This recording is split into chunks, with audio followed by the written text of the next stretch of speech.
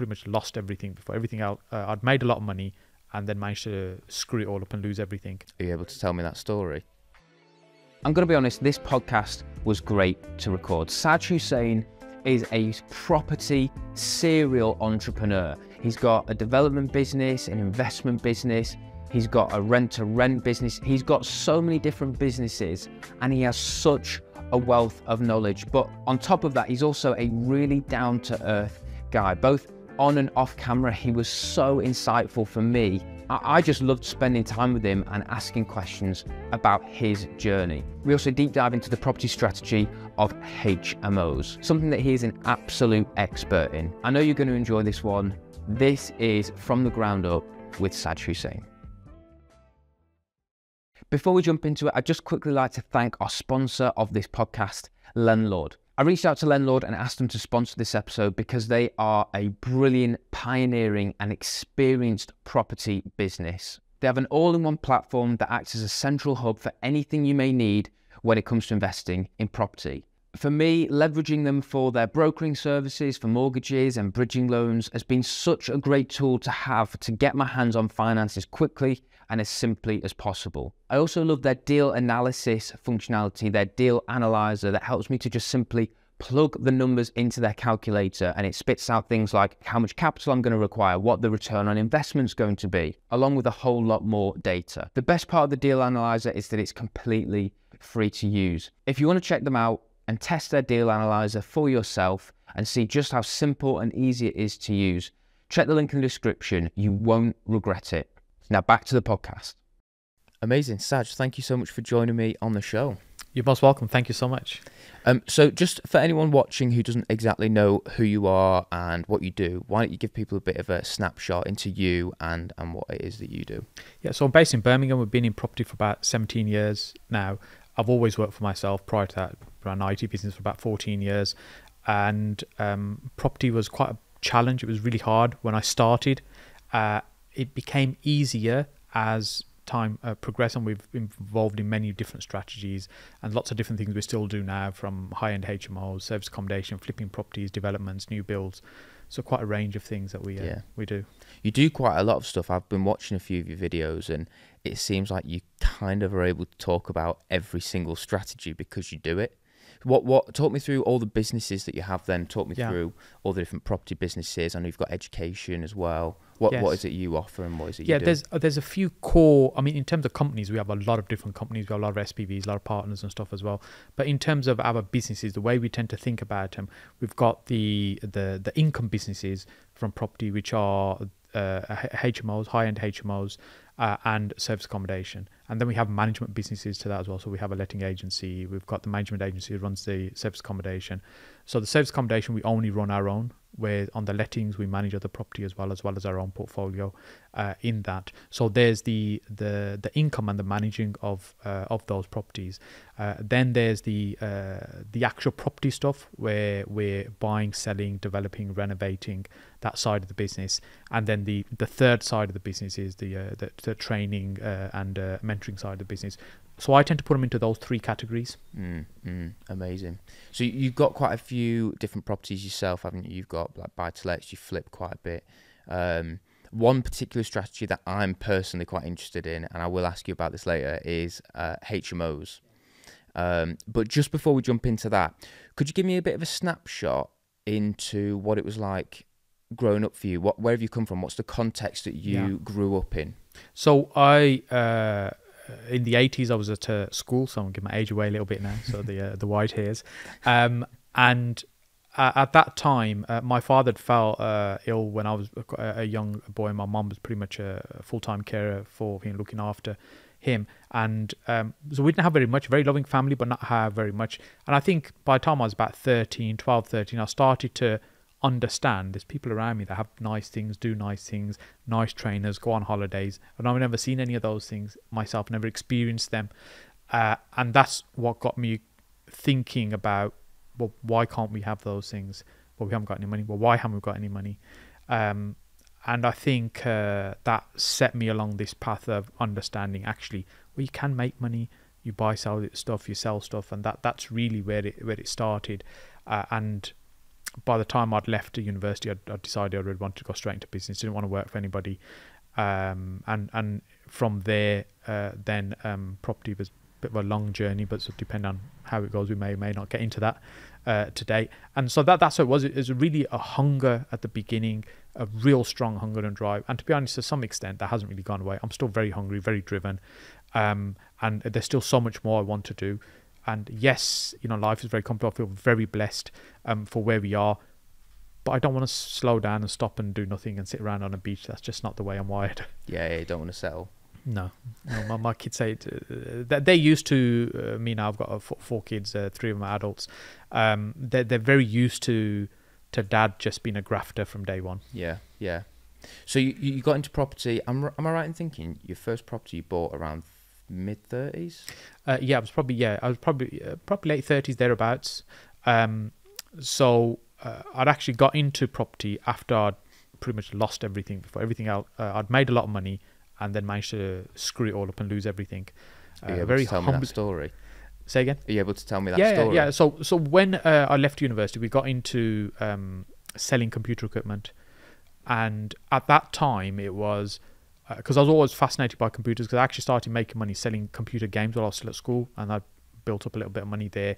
When we went to university, I was never an overachiever or an underachiever. I was just about achieved enough not to get kicked out through university and college. I was there academically, and it was at that time there was no cost you'd incur by going to university. In fact, you got a grant, the fees were paid for and things as well. So it was just something you just did straight after college. And great housemates I used to live with, and we were all thinking about business and what we should be doing. So it was just a natural progression. I ended up starting an IT business, and I think some of it was just right timing. We were putting the first computers on the desks for many businesses, like accounting practices, solicitors. It was literally the first computers that they had, and that business grew and evolved over time. About 14 years we ran it, and it made me a lot of money. And I think it created a lot of arrogance in me as well. And I thought, yeah, I can do this. I can do pretty much anything. And really, I grew too quickly and didn't really understand enough about business, because I never really had any proper business experience. We were just figuring it out as we're going along. And I managed to mess it up in a way that really wasn't good. And I had about 22 staff at the time then as well. Turnover was in the millions. And literally the whole thing just came tumbling down, imploded, and wiped us out. And I basically just lost everything. So that time I was... I still didn't accept it was my fault. I was trying to blame everybody else. I said, it's our suppliers, our customers, it's the climate, it's this, it's that. And probably about 6 months of kind of licking my wounds and before I started facing the facts, and the person that you look at in the mirror every morning is the one that's got you to where you are, because the decisions we make each and every day.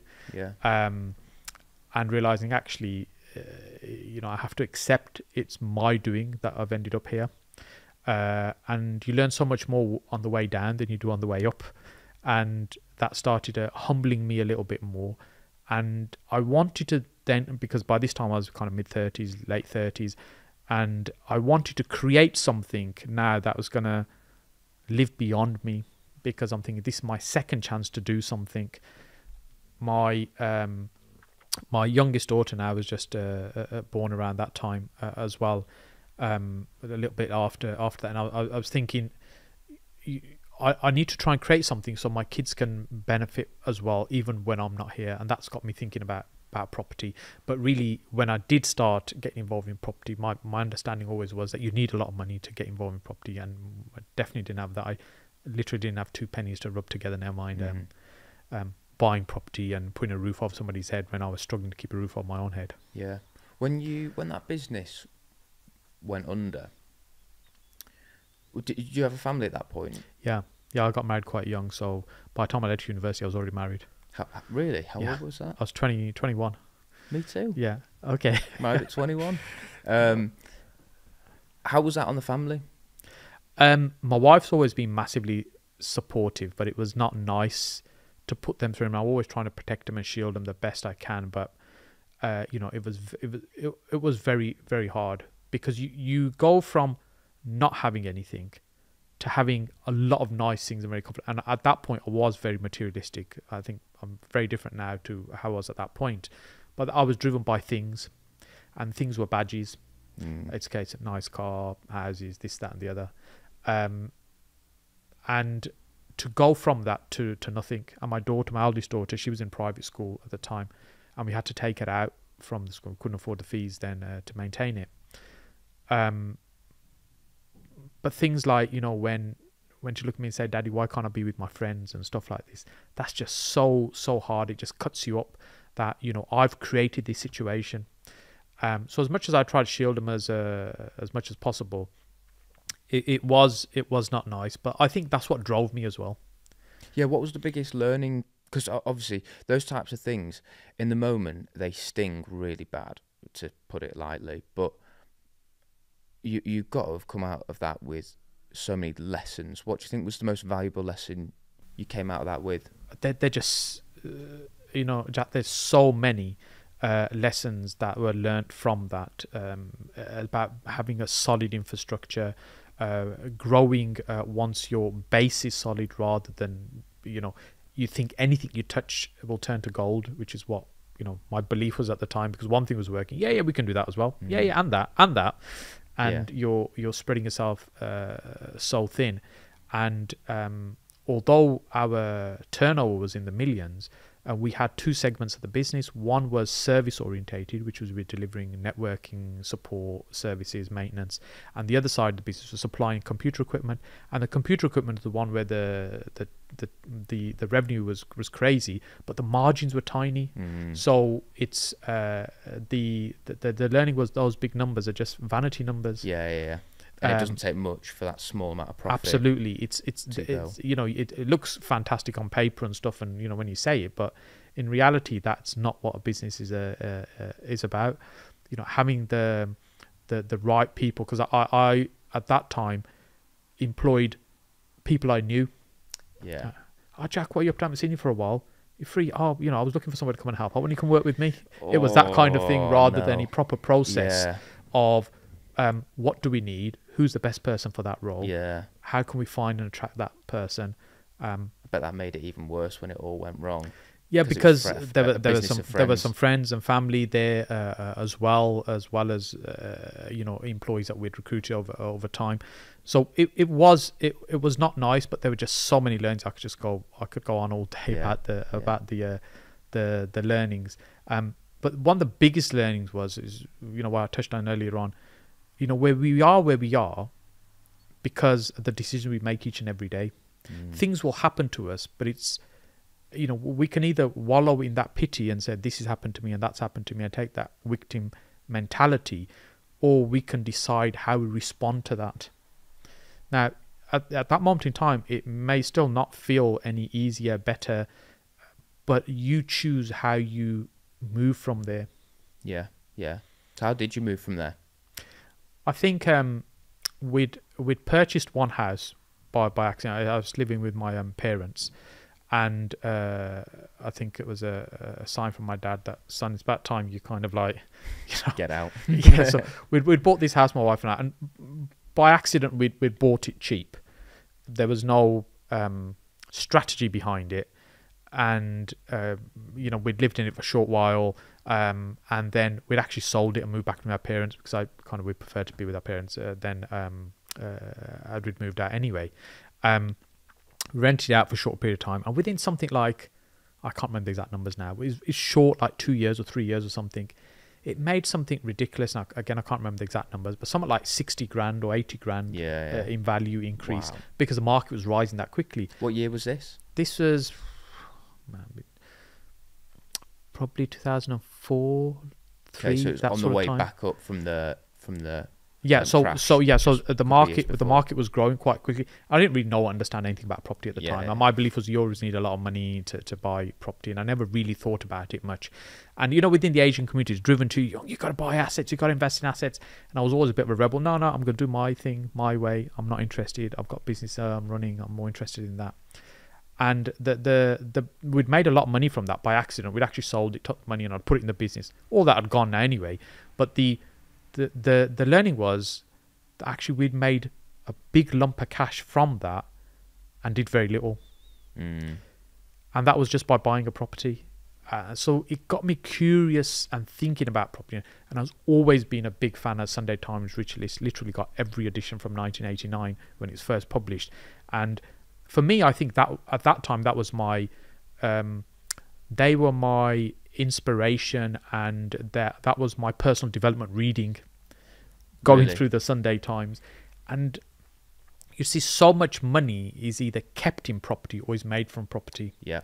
So even at the time, one of my business heroes at the time was Lord Alan Sugar, and because he had an IT company, Amstrad, at the time and stuff, so to follow what he's doing. And now if you look at all his wealth, it's all in property. Yeah. He's made more money from property than what he was doing before. Yeah. So that's really what set me on that path. That's where the transition happened about what next. I've got to do something. I've got to create something. And the penny started dropping about actually property. We did quite well out of that one property. It made such a big difference. But you need a lot of money. But, maybe I need to explore this. But a lot of friends I know, clients, acquaintances that are wealthy, have money in property. And so it set me on this path about I need to understand and learn. I'm always been very curious. So when I get my teeth in something and that's it, I'm just like, leave me alone. I just immerse myself in that thing. Yeah. Yeah. So you went from, so that was your personal home that you made that money on. Yes. And that kind of sparked something in you about property. What was the first, because as we established, you've got quite a few different property businesses, you do different property strategies. What was that first thing that you did to get you into property? Well, actually, in a professional sense. Yeah, it took probably about 2 your home. years to do the first deal, and I didn't even buy that deal at that time. So what I did, I started going to a few networking events, and at that time there were literally just a few in the whole country. Now there's like a handful in every town and city. Yeah, there's loads. But then there were just a handful in the whole country. There were very few books on the topic of investing in property, and a few seminars you'd might see. No Facebook, no social media, a couple of forums, and that was all the knowledge and information you'd had access to. And I started going along to some of these events and trying to understand what people are doing, but some of it is a bit hypey as well. And someone's making 10 grand a month from HMOs. I'm thinking, wow. I mean, I just need one house, and my life would be completely different. Yeah. Just help me get one house. How do I get one house? And I was learning a lot of stuff, but I was jumping around. I was trying lots of different strategies, and I was dipping my toe in this strategy and that strategy. I wasn't getting any results. It took about 2 years before I actually started getting a result. And that first result was when I say what I did. I put the blinkers on, because as a typical entrepreneur, you get distracted by so many things, and you come up with 10 new business ideas a day. Yeah. I mean, you think, right, I've created 10 new businesses a day in my head.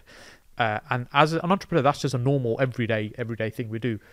But the skill for me at the time was trying not to get distracted by all these other things and just try and do one thing and do one thing well. And what I started doing was sourcing property.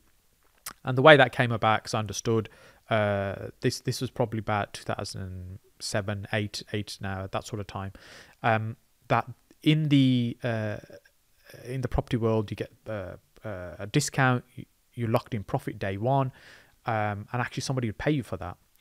And I think, well, I haven't got any money to buy property. If I can find something, sell it to somebody else.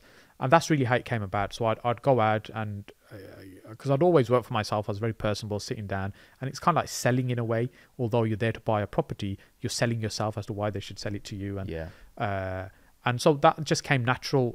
It's a skill that I'd kind of just honed over the years, sitting down and having a chat with people. And then what I'd agree all these deals, like, yeah, we could do that. I could structure this, we could do this, we could do that. But then I'd have a period of inertia where I'd just kind of like, I don't know what to do. I mean, I've just kind of agreed a deal, but actually I haven't really got the money to do anything with it. Yeah. I'm going through the process, but now I'm hitting a wall block. And what now? And so then I'd learn, actually, somebody else could pay me for this. And so then it was like, oh, okay, fine, this person will pay for a couple of grand. So literally it was the first bit of money that I earned from property. Took nearly 2 years. I think it was 2 or 3 grand. I can't remember the exact amount. Right? It was a kind of nominal figure like that, and that was just passing a deal to somebody else. Yeah. And then I did that for literally a few years. But during that time, then I started transitioning into buying property, and that was an accident as well. Whereas a deal I was trying to sell to somebody who'd bought deals from me before, and he was really humming and hawing. I'm not sure if my numbers are right. And I say, yeah, the numbers are good. I've looked at them, and they work. And the guy that was selling was getting repossessed. This was in Kidderminster, actually, not a million miles away from what areas we were talking about earlier on. And I could see this guy was now getting to a point where he's going to lose the house now. And my investor was going to miss out on a good deal. And I'd spent months nurturing this deal, and I wasn't going to earn anything out of it. So in the end, I'd said to the investor, look, you know what? Don't pay me anything for it. You buy the property. I'll sort out what we need doing, because it was the issue was around, we were disagreeing of how much it's going to cost to tidy it up, because it was literally liquor paint, carpets and stuff, and a few repairs, and what rent would be achievable on it. And I said, just buy. I'll do that. I'll commit to doing that for you, and then just give me somewhat from the profit each month or something. And I just said it like off the cuff like that, and it ended up being my first joint venture by accident. Yeah. So they put all the money in. They put all the money in. They bought the house. You did the spruce. I just did the tidy up. They even paid for the spruce up. I just organised it all. I just organised it for them. I found the tenant, got the tenant in at the rent I said we would be able to achieve. So he was happy.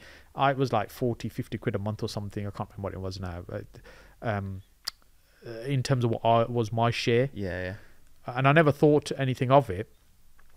But then each month on the bank statement, when you see that money comes in, you think, actually, I'm working my backside off trying to get 2 grand here, 3 grand here, selling a deal. And although this money isn't a lot, it's actually going to carry on coming in forever. Yeah. Do you still get it now? We sold the house. Okay. We sold the house. But it could do. Yes. That's the point. But it's that recurring revenue. It was that light bulb moment in my mind, but actually, this can carry on. And so then I started cherry picking deals. So I was still sourcing deals for years. So I was starting to cherry pick stuff out and say, right, actually, that's an amazing deal. If I can find somebody who'll put the cash in and fund it, and I'll do I'll take care of everything, and we'll share the profit. So that's how you got started buying your own and building a portfolio. So you're doing sourcing properties for a salary and to build up a bit of cash. Yeah, basically it was a bit of income coming in, keeping a roof over my head, pay the bills, put food on the table. It was just like, okay, I can get by. But I was still in that I've got to keep going 100 miles an hour to keep moving forward, because there's no guarantee. And some deals fall out of bed, you do all the work and it just doesn't happen. And yeah. But then when you were acquiring stuff, you were doing it by raising finance from private investors, joint venturing with people. Initially it was joint ventures, then it was using other people's money where they just borrow the money from them or whichever. But initially it was just partnering. So because at this time also, nobody lent me 50 quid because my credit history was just shot to pieces. Yeah, of course. I couldn't get a mortgage. Wow. Okay.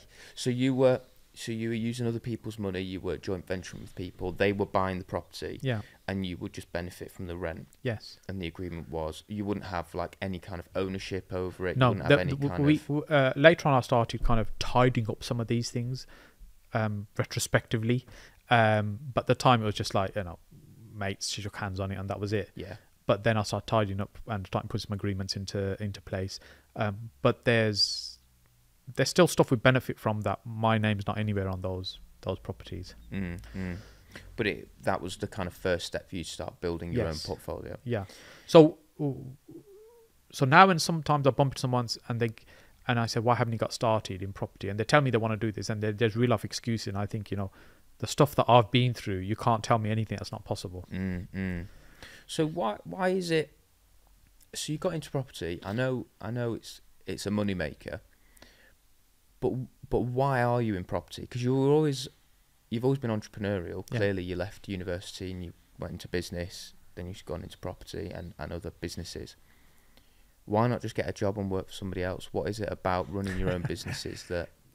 I think when you've worked for yourself for a period of time, it's very hard to go back to working for somebody else. I have a lot of business partners, so sometimes I feel I kind of work with other people, but taking instructions. I had 12 months of work experience when I was at university, and that was at Westminster Police in their headquarters, and it was their newly formed IT department at the time. And I'd go along suited, booted, with my little briefcase and a sandwich in it, and nothing else.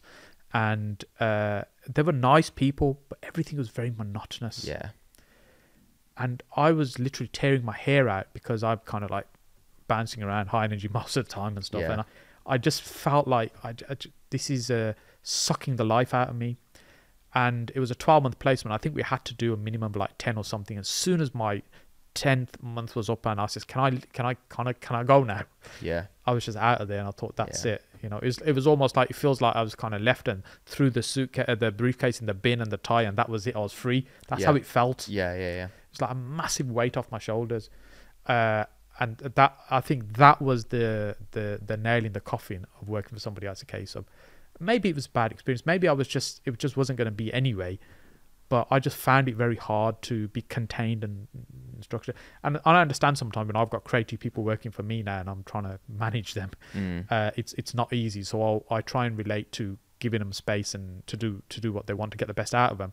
But that's what I think in me made the decision to switch. And you know, this was in the early 90s. We were at height of another recession. Although I didn't actually, you know, probably couldn't even spell the word recession. I didn't know what it meant. Yeah. Because it didn't impact me directly. I didn't own anything. I didn't have any debt or anything. It didn't make any difference to me. Yeah. It's a case where I just need to go out into the big wide world and make my way and stuff and crack on. So what kind of strategies are you going for now? What would you say right now is your strategy for property? So property, I always take simplistic approaches and I narrow it down to simplistic things. So there's always two things that's important for us. One, there's good cash flow, and there's larger chunks of cash that we can get in, i.e. trading, flipping and stuff like that. So I constantly want to be spinning those two plates. So the only things we'll put into our portfolio to keep, it needs to be producing a high return. We still use a lot of other people's money when we're doing projects, why we can do things so quickly and stuff as well.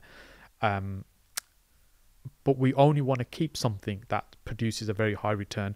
So early I became disciplined in that because it was, well, I need to produce something for you, for the investor, and I need to have something left for me as well. Yeah. So if it's an okay deal, it's not going to work. It has to be a great deal. Really, so it forced me into that thinking, no, we're only doing really good deals. We're not doing okay deals.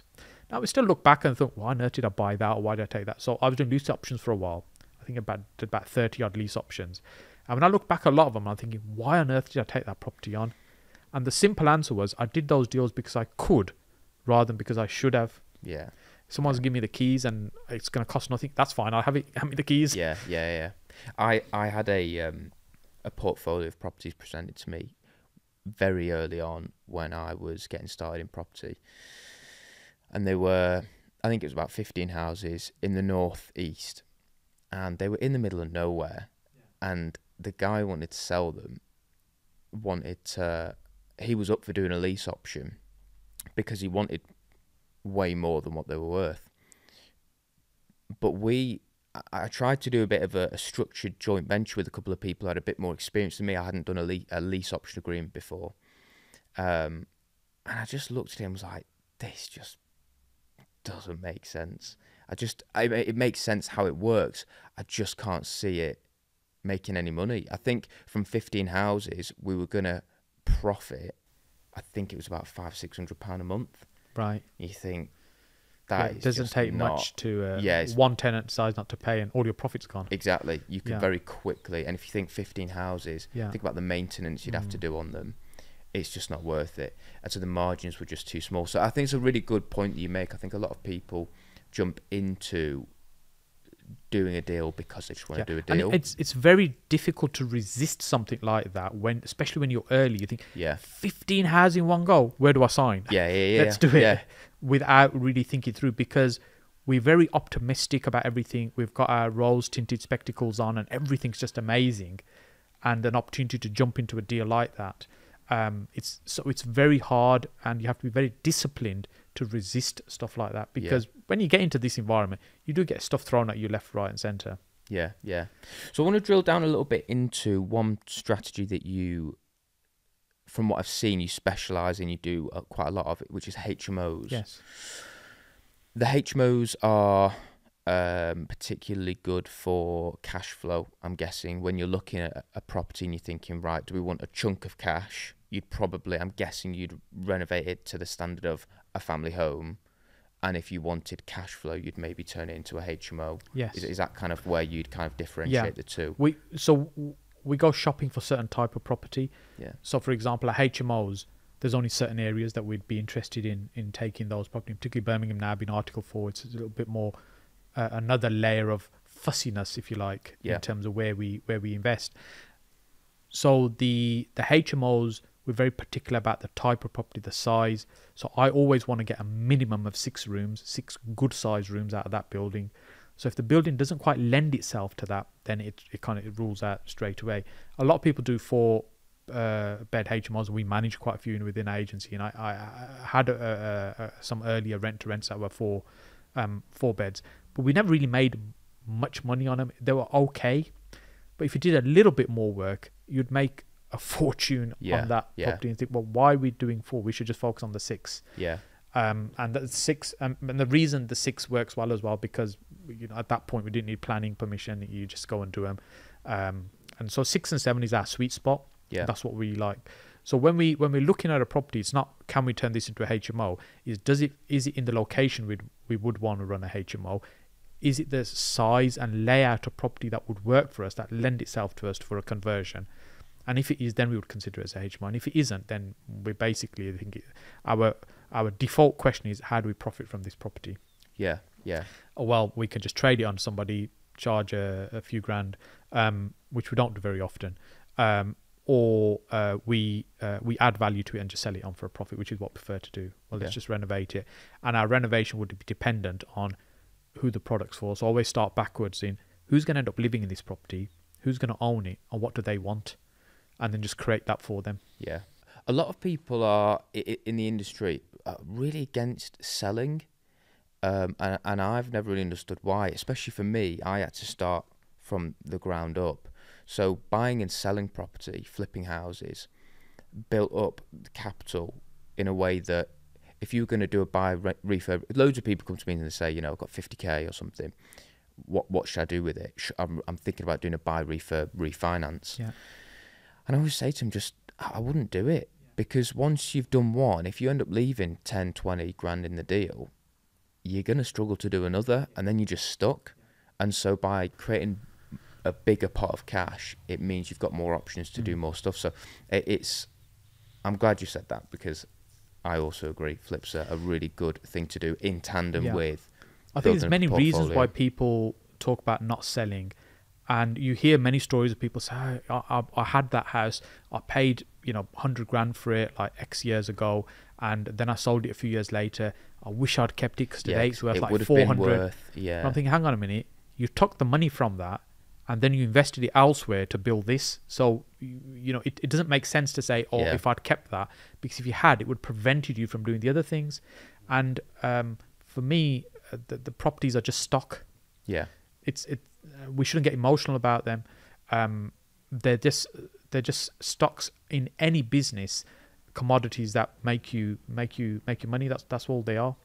And so, for example, our rental stock is one that we keep in for, I don't know, 10 years, 20 years, 50 years. Might outlive me, I don't know. The intention is to keep them for the long term and produce a good income for us. And if something changes, we wouldn't be emotionally so attached to them that we would have a problem letting go of them. We just let go of them and just move the money somewhere else. And when we're selling something, we're just creating an amazing product for somebody, and they're going to pay us for creating that amazing product for them. That's it. That tends to be my view. 100%. I definitely agree with that. So the HMO front then. So I'm particularly interested in this because this year I'm looking at building up 2 or 3 HMOs, and acquiring a few to hold and rent. Everything that I've bought up until now I've sold, and so I want to start buying and holding, renting out. So I'm really interested in the HMO model because of how cash flow rich it is, but it's also capital intensive. Like, you need a lot of capital to do it, unless you disagree, and potentially obviously with the joint venture partners and things like that. So HMO is a house of multiple occupation. One of the key things that limit people is they don't understand two key things, which is the Article 4 and the licensing side of things. Could you just quickly explain in a couple of sentences what they are? Sure, maybe not a couple of sentences, but in essence, with when we take a regular family house, and we're changing its use to something else, normally you need to go through a planning approval process to say we want to change it to this. Can we do it? When you change a family house, which is a C3 classification, into a HMO, which is a C4 classification, for up to 6 people, you don't need planning permission. You do it under what's called permitted development. Just like you can put a little 3-meter extension at the back of most houses, you don't need planning permission to do that. It's your right, as it were. And what Article 4 does, it removes rights. And in this case, what we're talking about is your right to turn it from a C3 to C4. That right's been removed, which is the case now in Birmingham. And even some of the surrounding towns like Dudley are just going through that process. Coventry are mostly there. Wolverhampton is pretty much citywide. So I think over time, most councils roll this out. And the reason the councils do this, because they want to control the number of HMOs and where they are. Yeah. And they talk about the standards and stuff as well. But, parking that aside, I think primarily it's where they are and, how many exist. That's what it's about. And so that's when that comes into effect, it means that now you just have to go through a planning application. So it's another layer of something you need to deal with. Yeah. Now, many people think, well, that's it. That's the end of HMOs. It's certainly not the end of HMOs. And the more people think that, I'm quite happy for them to think that, because it means less competition. It just means you just got something else to deal with. And again, you just have to understand the process in how and where you'll get approval and where you definitely won't get approval. Yeah. Then with the licensing, that's really to say that you're a fit and proper person to operate a house in this manner, which is going to have multiple people living together in a shared environment, and to make sure the property is safe and good order, primarily from a fire risk point of view. And so you get issued a license generally for about 5 years. You pay the council for the privilege for that. So they're two very different things. And licensing, for example, in Birmingham comes in when you've got the 5th person that moves into a house. So I can have a 4-person house. It's not about bedrooms. So I could have 17 bedrooms, but as long as I've only got 4 people living in it, it's an unlicensed HMO. Once the 5th person moves in, then it's a licensable HMO. And with planning, for example, in Birmingham now, it's Article 4. If I have 2 people living together, it's fine. If I have 3 people living together unrelated, then it becomes a HMO and I need planning permission, but I still don't need a license. So that's why it's important to understand the two things are different. And then you've got some additional licenses as well in some boroughs as well. Yeah. And you buy in Article 4 areas then? Yeah. So what... Now we try to do de-risk it, so we don't just go in blind. We'll have that. Well, that was going to be the question. How do you de-risk something? How do you know? Because that's quite a risky thing. Yeah. If you went, right, I'm just going to buy this and go through plan and hope that I get it. Yeah. One of the easiest ways to do that is to actually, you buy an existing tied HMO, because it's already got the rights. It's got the grandfather rights, as it were. So those can't be taken away unless you change its use to something else. Now, that's one of the easiest ones. We're always looking for them, because if they generally tend to be large houses anyway, they're just really being neglected and they need a huge amount of money spent on them, which is perfect for us. That's exactly what we want to do. Yeah, we want to bring them, into a more modern era in terms of use and style and how the functionality and stuff.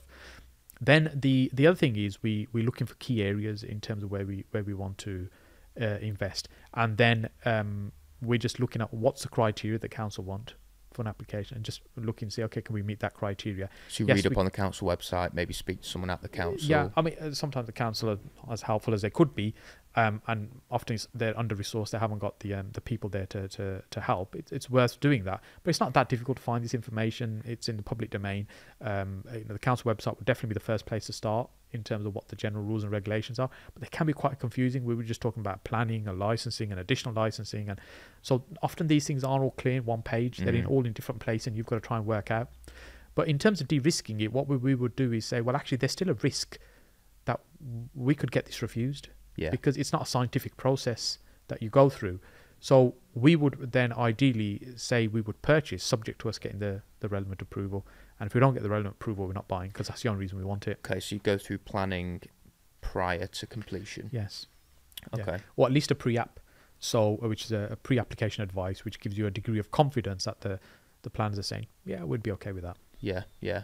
Okay, and HMOs are there's a lot of compliance involved in that. what is the step-by-step process you go on from the point of going, we're thinking about this property, let's go and have a look at it. Yeah. What are you doing from that point through to acquisition, through the legal the legal process, renovation? What are you doing to make sure that all the kind of standards are met? You did say we've got 4 hours for this. Yeah. I'm joking. So at the beginning, our first starting point is what I touched on earlier on in terms of location. Yeah. So we know the areas quite well now, but if I was starting out from scratch, I'd make sure I'm familiar with the what I call the operating environment. What are the rules and regulation? What's the framework in terms of what we're going to work in? What's this council want? What's the licensing requirements? What's the planning requirements in this particular location? And then I'm looking at is what's the demand? Because when we talk about HMOs, we're talking about shared accommodation. Well, there could be students, there could be asylum seekers, there could be professional tenants, it could be blue collar. There's a whole array of different type of tenant it could be, and often they're different type of houses. You're not going to have a mixture of all those in one house. And so you're thinking about who is it that we're creating this product for? And for us, it's young professionals, graduates from university. That's kind of our ideal profile in terms of who we're creating the properties for. And so then I want to look at the market to understand what already exists, i.e. who's already advertising accommodation, what's the quality of that accommodation, what's the price point, and could we improve on what's already there, or could we compete with what's there? So that's what I would look at. And often people miss that out completely. They just talk to a couple of people and say, yeah, I'm going to set up a HMO here because it's a nice big house. And think, well, actually, who's going to rent it from you? And many a times I've had conversations with people. Unfortunately, most time it's people from out of the area, often people down the southeast, where they've purchased a property, they've converted to a HMO. It looks fantastic. They've contacted me and say, you manage HMOs, can you look after this for us? So send me the address. When they send me the address, I say, hang on a minute, let's not go any further. We don't manage HMOs there. Yeah. Oh, why is that? It's an amazing property. I say, it is an amazing property, but it's somewhere where you're not going to get the type of tenants you think you're going to get. Yeah. Because they don't want to go and live there. And if they've got a decent budget, they're going to want to live somewhere nicer. We were talking about where we are here, office-wise here. So, just here in King's Heath, we've got lots of shops. The shopping area is really busy. Just to the other side, we've got Moseley, lots of nice bars and restaurants and stuff. So it attracts a lot of people to want to come and live here, which pushes the price up. So it's like HMOs around here. And it's a nice area. Yeah, so but the values are higher here. They're difficult to make it work, although we still do some, not as much as we'd like to. But what it does, it attracts people to come and want to stay here. So it's much easier to rent. Now, if I go to the cheapest part of town, because I found a big house and it's the cheapest house I could find, and I acquire that, and yes, I can convert it and I can get it to work in terms of layout. But actually, is anybody going to want to come and live there and pay us for it? And that's the challenge. That's what we've got to think about. So firstly, it's the operating environment. Secondly, it's who's the product for? Is there sufficient demand from people for that particular product? And then we then look at the property and say, right, what's the layout? And we tend to use software like Floor Planner. We measure it all out and we work out, okay, how can we do this? And often, because we've done so many, generally we can walk around a house very quickly and work out what we're going to do with it without actually drawing out the plans. But we still do detailed plans, and we want to work out where the bathroom is going to go. So we've got 6 bathrooms. That's a lot of drainage, because we always go ensuite, all ensuite. Because we think that we're future-proofing the model, because in the future, what will happen is more and more people will want that. So when I think about when I was at university and where we used to rent, we used to call it digs at the time. You'd be happy with just a mattress and a pillow. And it'd be like 6 to 8 people sharing one bathroom. And that's just common. And now when I look at some of my friends' kids going to university and stay, most my kids have been to university, stayed locally at home, but when they're going to university, and they're affluent, they can afford a nice environment, they want little Johnny to stay in a really nice place, and the rents they're paying are ridiculous, and the expectations are much higher. But that's fine, if they can afford to do that. But the point I'm making is that as time goes on, expectations change as well. So if we can try and create a product that's not only great now, will still be interesting and appealing in 7, 8, 10 years time, then we're okay. But if we create something now that's going to be tired again in 4 years time, then we're just wasting our money doing the renovation now. So we think about it that way. We put all six bathrooms and work out how we're going to run the drainage and stuff. Is it workable? Is it practical? The smallest room is often the challenge. Attics are often a challenge. We look at, okay, is it workable in this property? Have we got the head height in the attic space? Is the small room normally at the back? Often the houses we tend to like, your 3-story Victorian Edwardian style houses, the middle floor bathroom, the bedroom at the back will be next to the bathroom. Yeah. So we tend to encompass all that space into one room. So that makes the smaller room much bigger, and we can squeeze an ensuite in there as well. So we're looking at, does that work layout wise? So that's what we're looking at next. So we're not looking to tick boxes and meet minimum sizes, because when you think of a minimum room size, which is about 6.5 square meters, you can literally almost touch the two walls. Yeah. Who wants to live in a prison cell like that? Yeah. You might have ticked the boxes and say it's compliant, but actually, is it desirable? Yeah. And the market that we're in, we want premium rents. We want the top rents that we can possibly get and provide a great product. Now, I'm not saying other markets don't exist. Of course they do. There's a huge range of the type and quality of accommodation, but that's where we choose to be. It's like saying you want to own a hotel. Well, what type of hotel do you want to own? 2-star, 3-star, 5-star, whatever it might be. And it doesn't mean necessarily the 5-star is going to make more money. Yeah. But they'll attract a certain type of client, for example. So that's the space we choose to be in. So we try and create, we look at the layout and see if that's going to work for us. Then, of course, it's crunching numbers. We know roughly what we're gonna spend. When I first started doing these conversions, we used to spend about £10,000 per unit. We class them as a unit. So 6-room house would be 60,000. Yeah. It doesn't mean we're spending 10,000 just on the bedroom. We average the cost out on that building. We say it's about £10,000 a unit.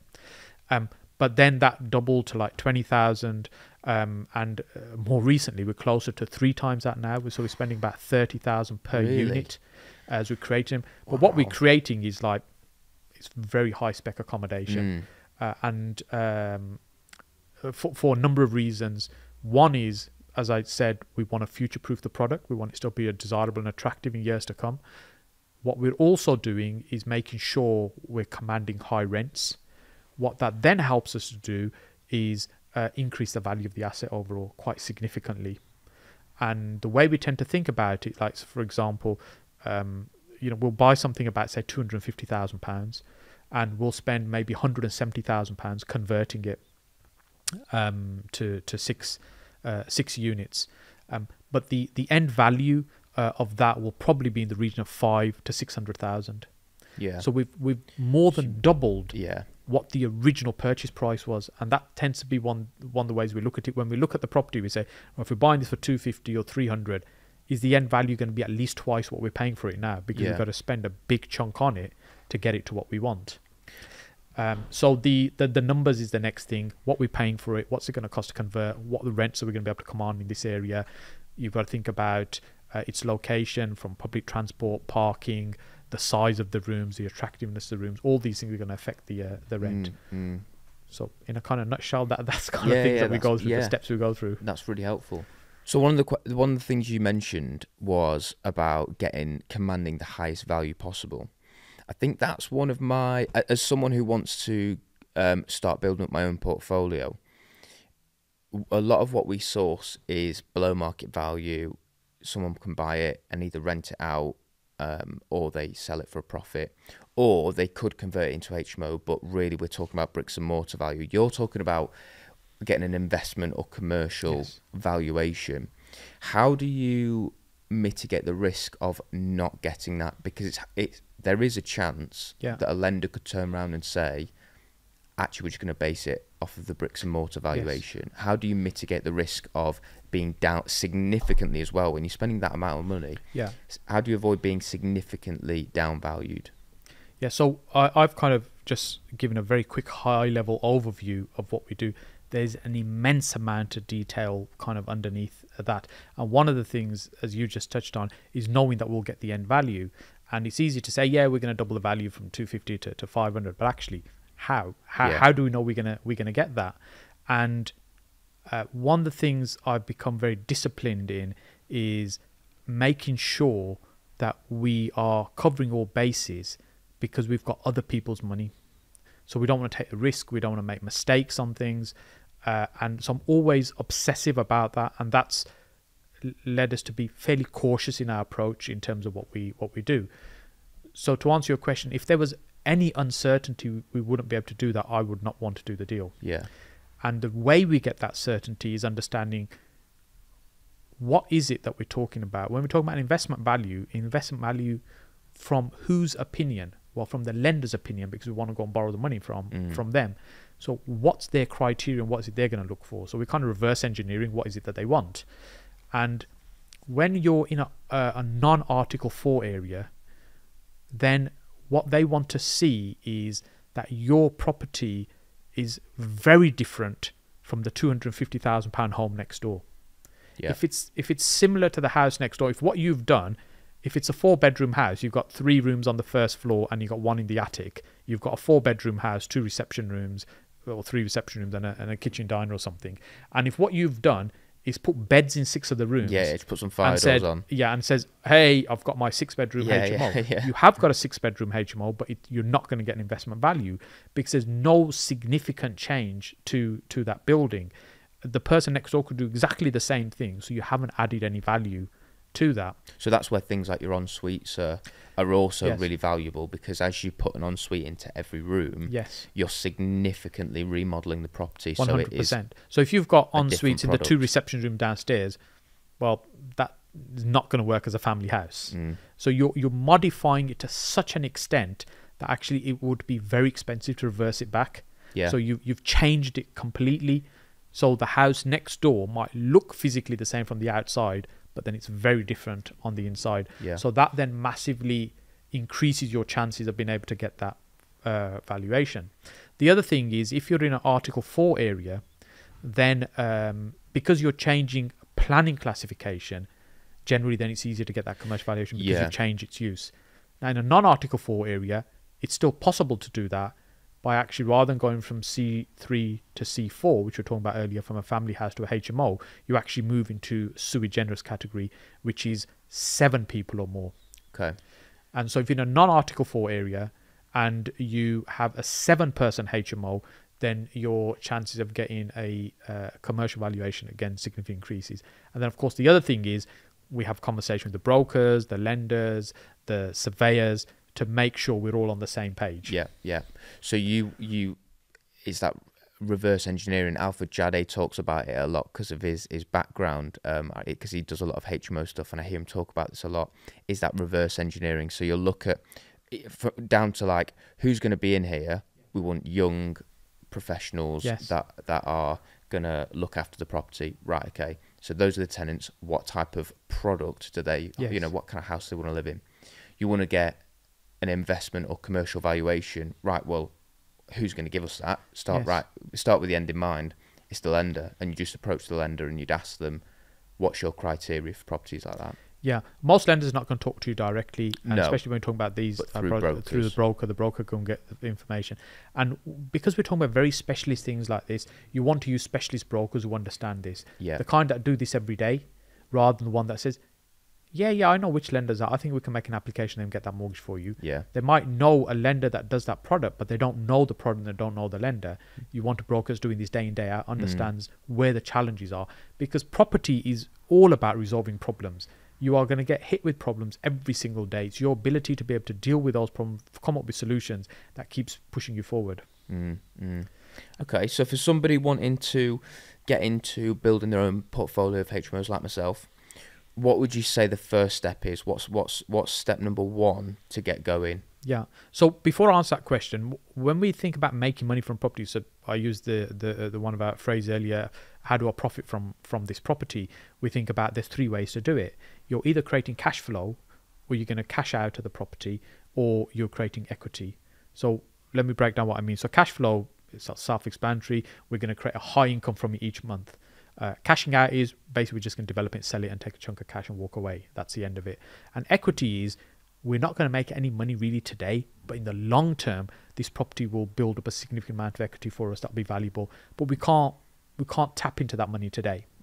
So most strategies tend to fall into one of these 3, but they overlap slightly. So our HMOs and service accommodation sit in the cash flow strategy.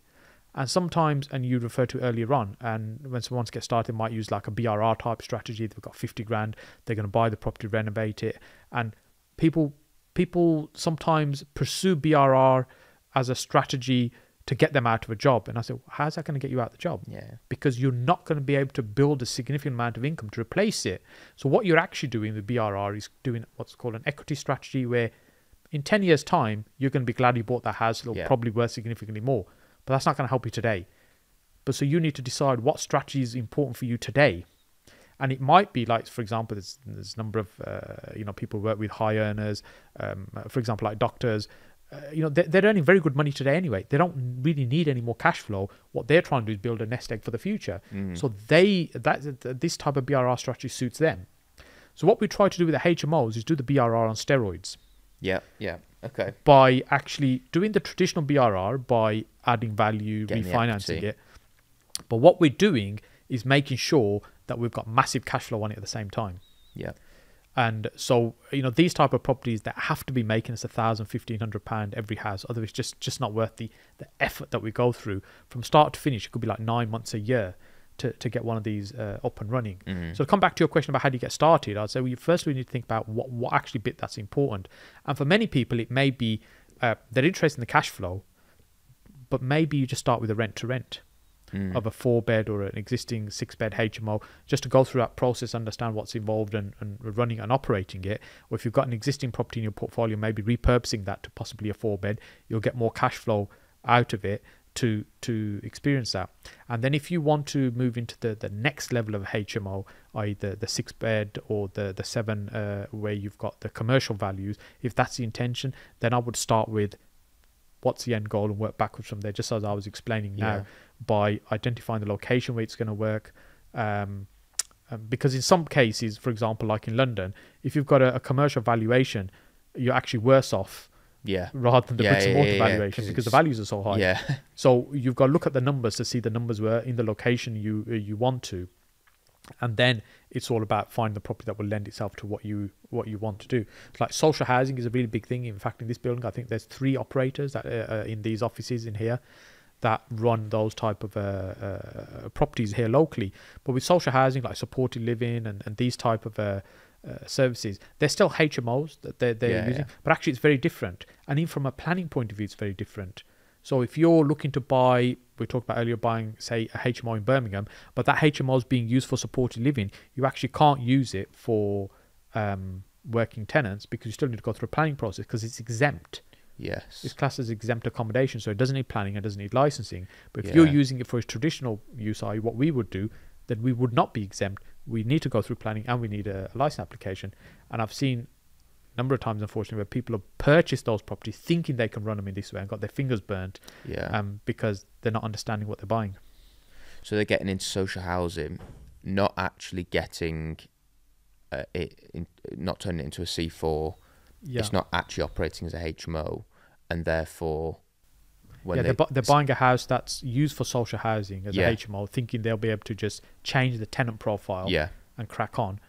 But the use class hasn't changed, so they can't. Just quickly, what's your thoughts on social housing?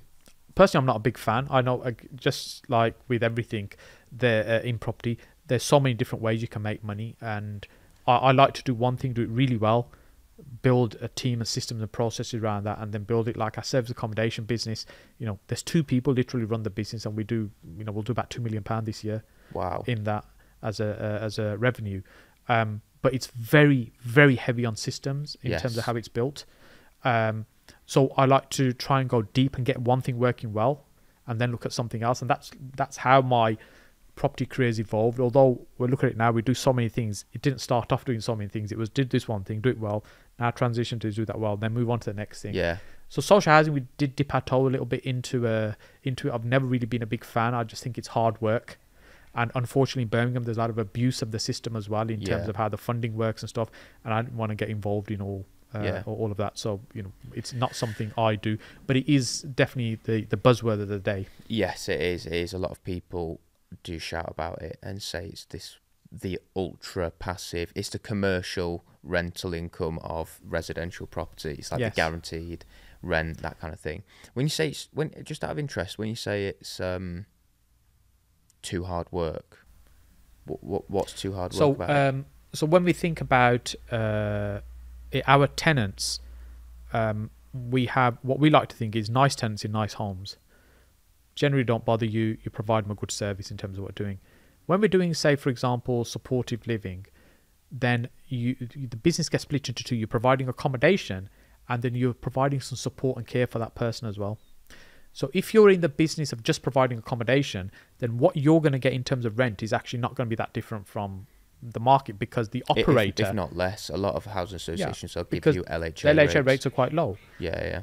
So the operator actually is only going to pay like a market rent predominantly for that. Now, sometimes they'll pay more, but they take money from this side, which they shouldn't, to pay for the accommodation over here. But in a nutshell, that's how it works. Now, if you're saying, well, I'm going to make more money because I'm going to be the operator as well, but then you need to recognize you're not just in the property business now. Now you've got a separate business. Yeah. It's like saying, right, I'm going to buy that property over there. It's a shop downstairs, and I'm gonna open a pizza restaurant there. Yeah. Well, You're yes, not just you a could, property business, but then you're not just in the Yeah. property business. Now you're in the restaurant business as well. Yeah. And so we're venturing into another business, which I've no desire to kind of get directly involved in. Yeah. In Okay. that you've got it's very resource heavy on low skilled workers, Yeah. which is hard work. And then even managing cleaners within our businesses stuff is hard work, because often these are the type of skills when you think about the person like the cleaning jobs, they don't get up in the morning thinking, I'm excited about going to do cleaning today. Yeah. They do it because it's a means to an end and it fits around their lifestyle and it earns them a few pounds. It's not a career. And so when you've got lots of people like that in your payroll, it's very difficult to manage that from my experience. And so hence that's the reason I've got no desire to go into it. And also in Birmingham, it's very difficult to get the contracts which are actually really genuinely guaranteed. Often you're sitting underneath somebody who said, yeah, we'll guarantee it, but actually their guarantee might not be worth the paper it's written on. Amazing. Saj, thank you so much for your time. You're most welcome. Thank you. It's been really good to chat. I've really appreciated it. So Thank you. I appreciate it. Thanks for checking out the podcast. If you enjoyed the show, then make sure that you click the subscribe button and also hit the bell notification so you don't miss an upload. We're on YouTube, but we're also on all podcast platforms like Spotify and Apple Podcasts. Also, don't forget to check out the link in the description if you're interested in finding out more about the property investment education that I provide.